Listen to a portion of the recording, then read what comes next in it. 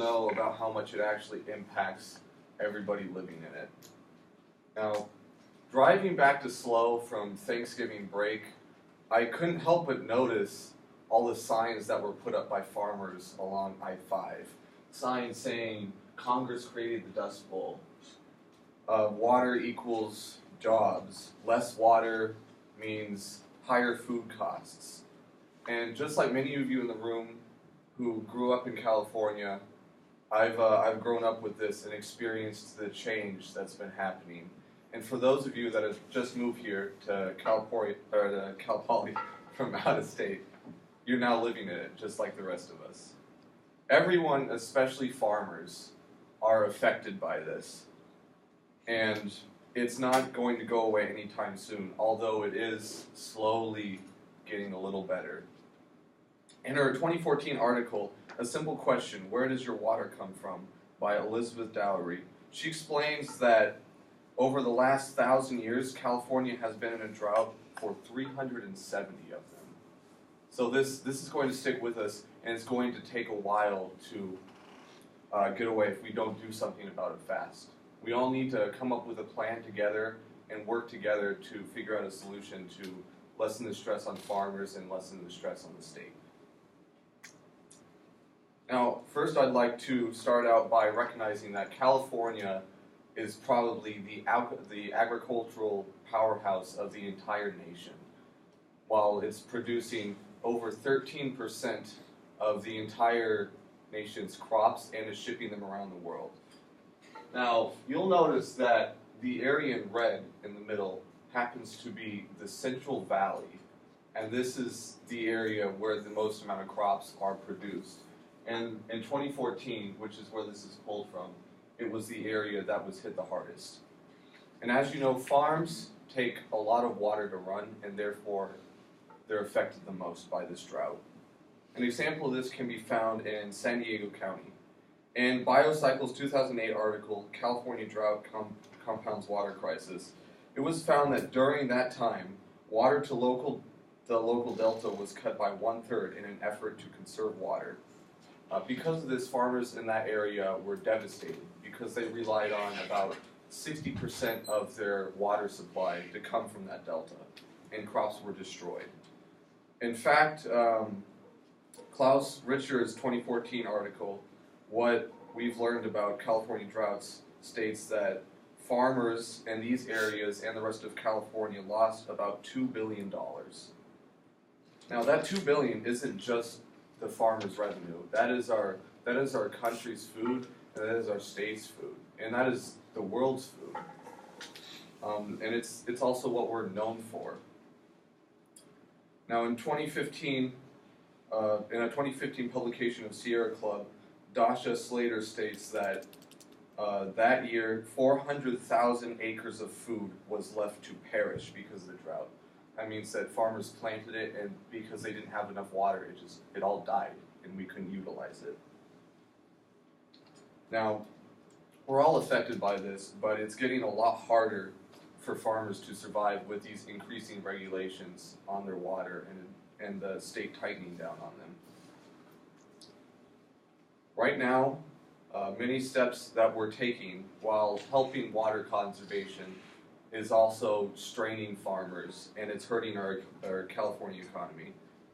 In Mark Reinser's article, Can Anyone Win This Water War, from National Wildlife, he stated that in order to ration the water, all state deliveries to farmers were cut off, as well as the federal water supply to farmers being reduced by 75% one winter. This is insane, and without water, the farmers were devastated by this. And so was our state. In a publication of Organic Gardening, Then and Now, Robert Rodale states that now 95,000 people have lost their jobs as a result of the drought, and the current laws being passed to conserve and regulate water.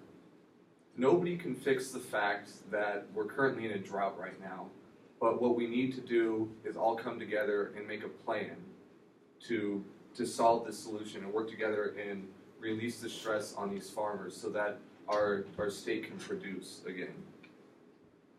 Now, a good way to accomplish this would be through dams. If we incorporated a few more dams, we'd be able to utilize the extra rainwater. In the past couple of years, when it's rained, it's flooded in some areas, and we did not have dams in those areas, and that water was not captured and it went to waste. But if we had dams, it would reduce flooding, and we'd be able to put it to good use. Now, we can also do our part as citizens to fix this by doing things like self-regulating and using greener faucets, dishwashers, and showers. Now, if nothing is done, the population will continue to rise and keep on soaking out all these water resources, because more people means more food consumption and more water being used. And it's not going to get any better. In Water and Environment International's 2000 publication, California must invest $2 billion to fight drought. It states that in 20 years, the population of California alone will grow by approximately 7 million. Our state's population is never going to stop growing because we're a huge state, and the population is going to make the situation worse because people are going to continue to consume, and if we don't figure it out, the strain on farmers is going to be even more significant because of this. Now, the best and easiest way to fix this problem is just to simply self-regulate. The most impactful place we can do this is in our bathrooms. In a 2007 publication of Natural Life, Rolf Prentice suggests replacing old toilets, which use about 5 gallons per flush, with newer ones, which use only about 1.6. This, along with using greener shower heads, is the most effective way that you can make a difference back in your home. And now many of you may be thinking, one person can't make that big of a difference. But to prove to you that this is actually possible, I want to bring in a little study that we were tasked with in my Intro to Civil class.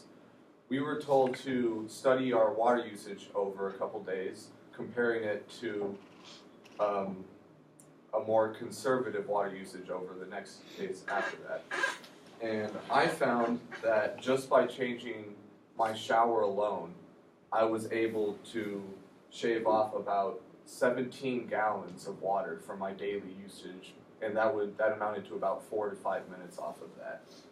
Now, if we assume that I myself will live to be about 80 years old, this means that I can save approximately 500,000 gallons of water, just myself.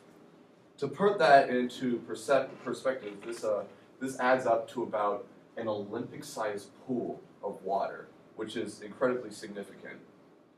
Now, if every single person in this room did that, multiply that number by about 25. That is 25 Olympic-sized pools. If everybody in Cal Poly did this, imagine 30,000 Olympic-sized pools.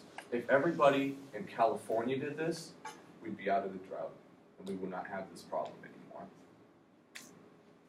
Each one of us has the opportunity to make a difference here, and each one of us can make a huge impact and lighten the load on farmers and help our state out.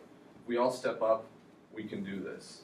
So let's do our part to save water, save jobs, save food, and save California. Thank you.